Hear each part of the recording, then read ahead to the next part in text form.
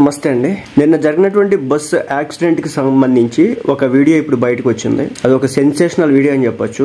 ఎవరైతే ఆ బస్సు కింద బైక్ వేసుకుని పడ్డాడో ఆ వ్యక్తి నిన్న నైట్ 2 గంటలు ఆ తర్వాత సమయంలో పెట్రోల్ కొట్టించుకోవడానికి పెట్రోల్ పంప్ దగ్గరికి వెళ్ళినటువంటి విజువల్స్ ఇప్పుడు సోషల్ మీడియాలో సర్క్యులేట్ అవుతున్నాయి. బాగా తాగేసి అక్కడికి వెళ్లి పెట్రోల్ కోసం అరవగా ఎవరో లేని పక్షంలో ఆ బైక్ ని తిప్పినటువంటి విధానం కావచ్చు, ఆ బైక్ మీద ఎక్కి స్టార్ట్ చేసిన తర్వాత ముందుకెళ్తూ ఉంటే స్కిడ్ అయినటువంటి విధానం కావచ్చు, పూర్తి స్థాయిలో తప్ప తాగి నడి రోడ్డు మీద నడిపి బండి కింద బస్సు కింద బండి పడేసి 19 మంది అమాయకుల ప్రాణాలకి చావుకి కారణమయ్యాడు ఆ వ్యక్తి.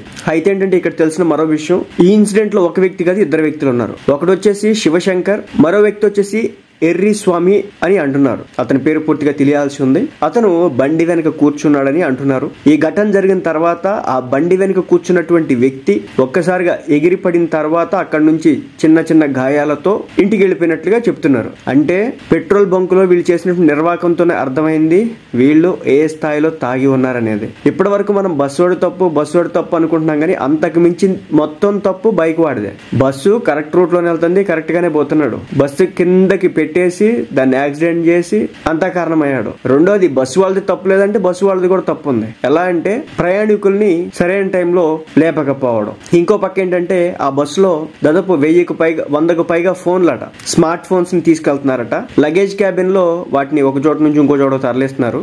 ఇలాంటి క్రమంలో అవి ఇంకా మంటకి ఎక్కువగా పురుగొల్పినాయి. సో మొత్తానికి ఈ బైక్ నడిపిన వ్యక్తి కారణంగా దాదాపు 20 కుటుంబాల్లో కన్నీళ్లు మిగిల్చాడు.